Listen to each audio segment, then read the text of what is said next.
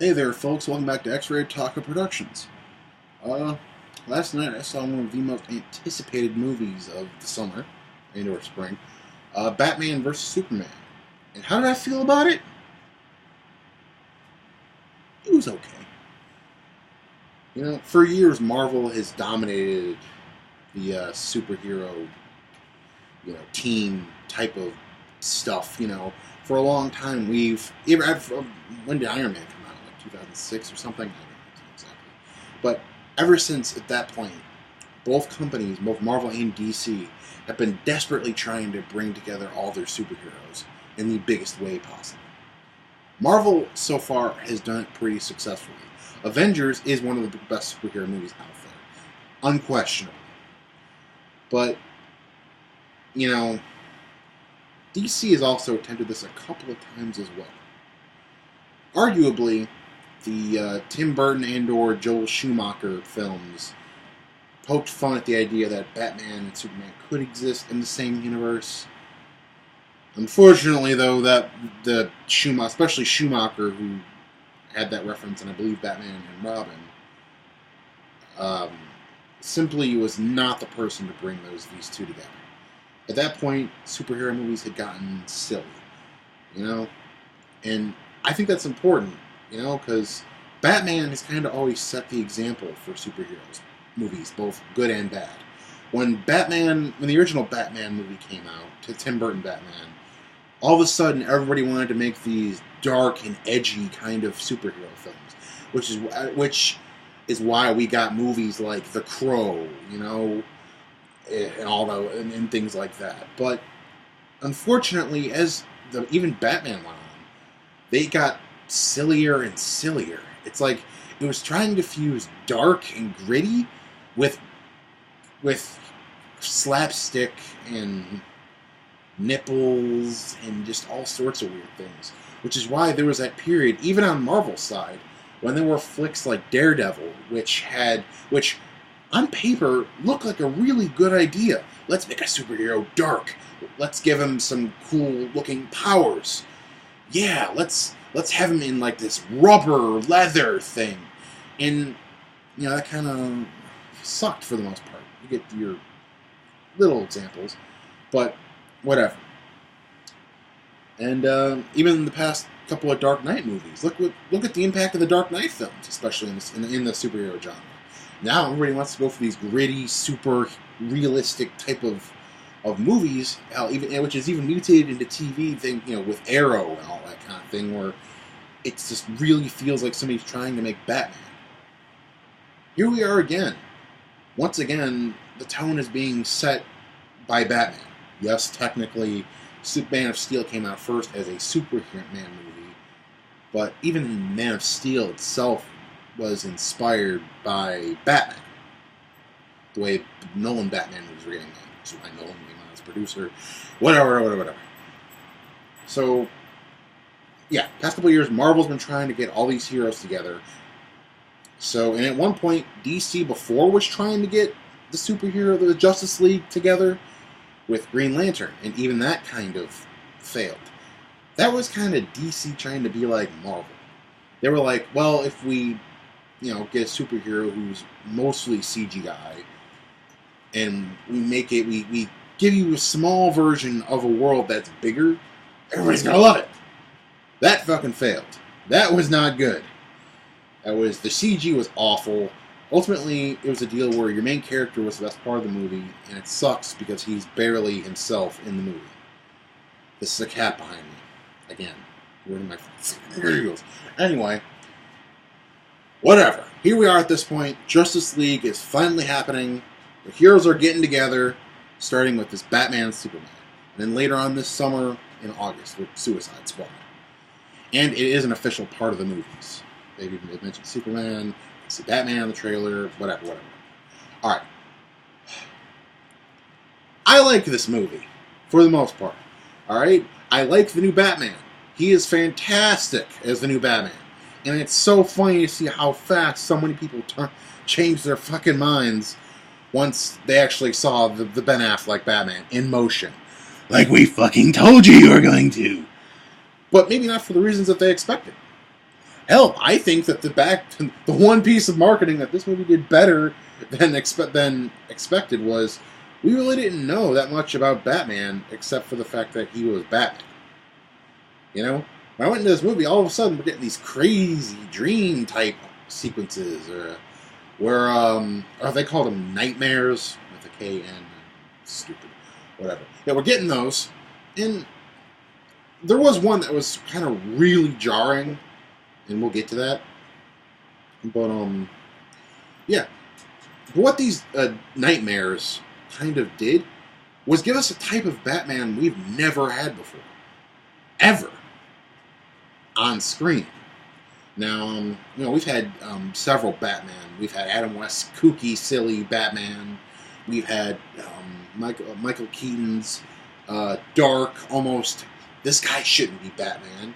He's so out of shape. He doesn't look like a Batman kind of character. We've had Christian Bale, who physically looks like Batman. I'm surprised they didn't figure out he was Batman sooner. But, whatever. But he was really good. I'm not saying he was bad. I'm saying that's what we got. And now we've got this one. And this Batman is legitimately almost as insane as the villains that he fights. Alright? He's seeing shit. He is fucked up mentally. Which is something that exists in the comic books. Batman has had these moments where he's seen really weird shit, and just started going crazy about, especially stuff to do with his parents. Look at the Court of Owls series for that if you want to get a pretty good idea of what I'm talking about. Where he just starts seeing mutated owl people that don't exist. Yeah, and I really liked that. And I love the way he moved. He moves in fights like no Batman could have ever done before in those clunky-ass suits. Even in Dark Knight, the big thing about that was, he can turn his head. This motherfucker can do flips and luchador moves. He can actually fucking fight. He could dodge a fucking laser beam if it means that. He was really good, and it really seemed like Zack Snyder wanted to do Batman right, and he certainly has. Superman walks a weird openness. I know folks that absolutely hate Superman. This guy is what's wrong with some superheroes for people. All right, he's overpowered. He is a god, which the movie itself actually addresses. This is what people have been saying about Superman for years, that he's just this all-powerful character, that if he got poked the wrong way, he's gonna kill you. All right, he can stab you. Look at the video game Injustice: Gods Among Us. Look, that's all it took for him to turn into a psycho dictator, which we may see in the future if that's what those nightmares meant. Yeah. So he's pretty good. A little bland, but pretty good. He's not bad, which I've heard some people saying about him. Wonder Woman. I like Wonder Woman in this. I from the very beginning, when they found out who was going to play her, that Gal Gadot chick from Fast and Furious series, that was great. She's got a very ethnic sounding voice. She's built like a superhero. I love the armor. I love the way she fights, and I love her little screams she does when she's battling. She was great. I wish she had more to do in the movie, though, other than that one fight scene and then walking around checking ATMs or whatever. I wish she had more to do. But that brings us to one of our big problems with the movie. The movie has to be so many things. The movie is like, it can't just be Batman versus Superman. That's what the movie is, essentially. But it has to be a Superman sequel because Man of Steel set up the universe. It has to be an introduction to Batman, a reintroduction to Batman, who many young viewers may know is their only version of Batman for the first time. It had to be a Justice League movie. It had to show us what was coming with all these other characters and whatever. And with that, it feels a little cluttered. I do want to see more Batman stuff. Hell, I wish we had a Batman movie in this series, other than probably maybe Suicide Squad. the universe is cool. If Joker already exists in this universe. Hell, you don't have to even. The trailer shows you that. But yeah, I mean, all these cool characters exist in the universe already. And there's a good chance that Batman's taking down a lot of those big villains. I would love to see that. And I wish Wonder Woman had more to do. I know we're getting a Wonder Woman movie soon, but I wish I knew more about her other than she may or may not age, possibly, or she's reincarnated or something.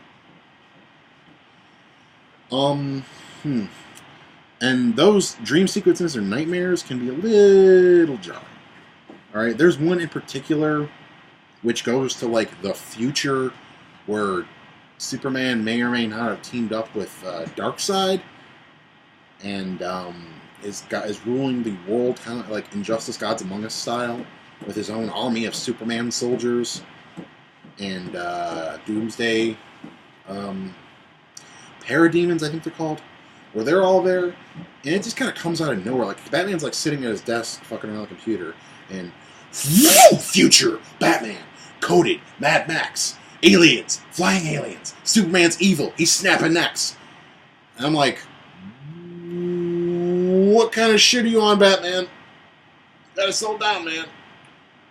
And there was another one which I was mistaken. I was actually corrected. I thought it was Red Hood in a glowy, tiny, dying kind of thing, but I'm told that was a version of Flash.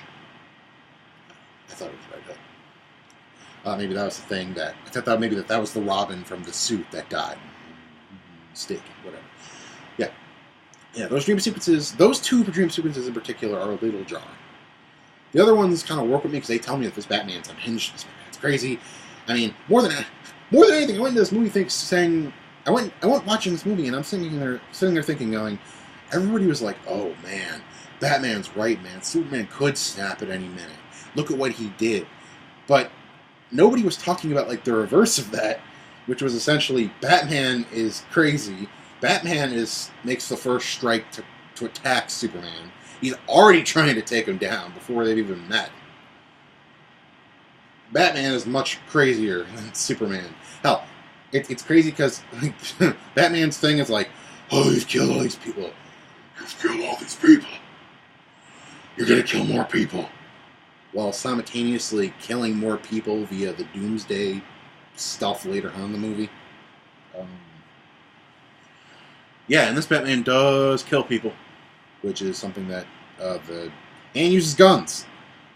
Two things that the Dark Knight version of Batman didn't do. Sometimes the Burton Batman did, but it wasn't like this. Well, except for that one time he threw a grenade down a guy.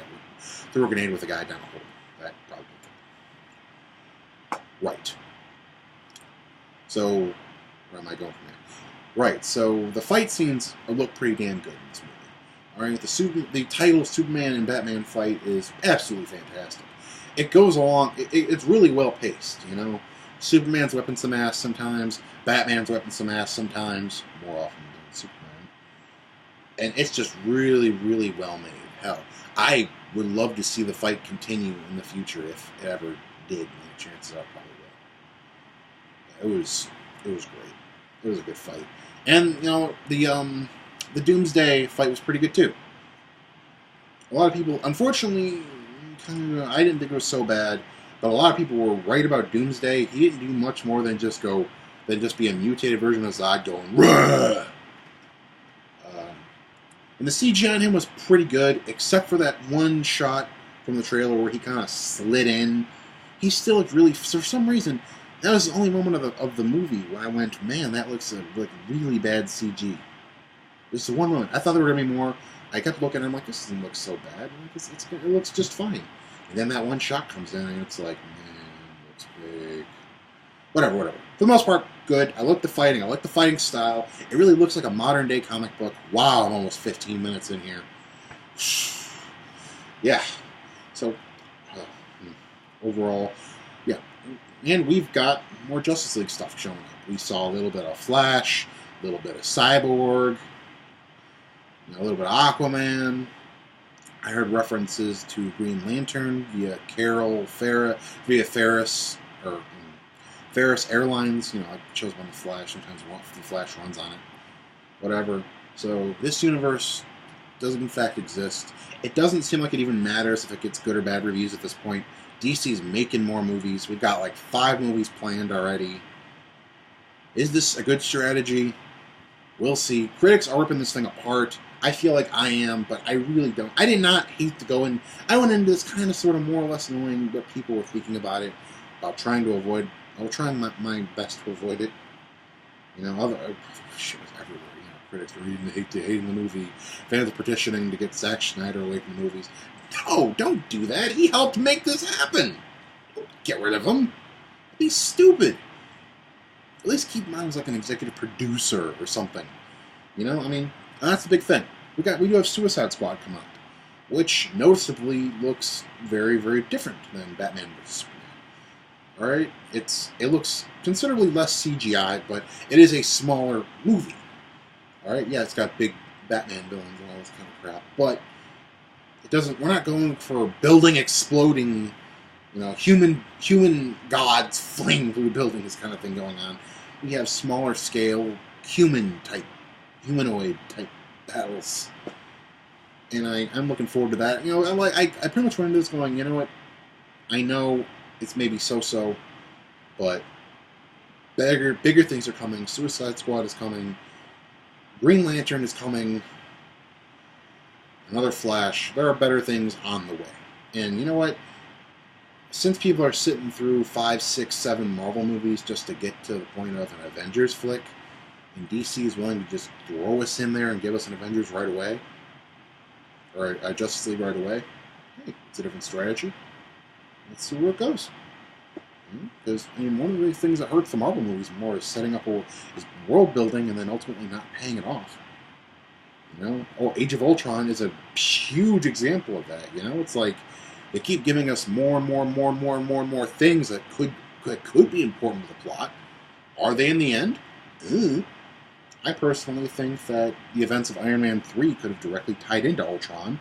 You know, with the whole suit of armor coming to life, and you know, Tony Stark, maybe something in the back of his head is programming Ultron accidentally, instead of, you know, in Age of Ultron where it's, oh, I just so happen to build the super secret AI that nobody else knew about for theoretically years. Didn't mention it. No, it's just here. Oh, and it just randomly went evil. You know, it's like, you could have tied it into the armor coming to life in the last one. Whatever. I feel like I'm out. Holy crap! Almost 18 minutes in. Yeah. In the end, I pretty much enjoyed it. There are moments. Lex Luthor sucks. He's super cartoony. I hate him. Sorry. Had to get that out of there. He's terrible for this movie. He doesn't need to exist. Wrong choice of actor. Every time he came out, I said something stupid. Sorry. I forgot about that. That was one of the things I wanted to talk about. My bad. Yeah. Other than that, pretty much enjoyed it. Pretty good movie. Go see it. If not, just support this to make better things come. You're doing it for Marvel anyway. Thor 2. Whatever. Anyway, I'll see you later, guys. And thank you so much for staying for my extra stupid-ass long review. Thank you. Bye.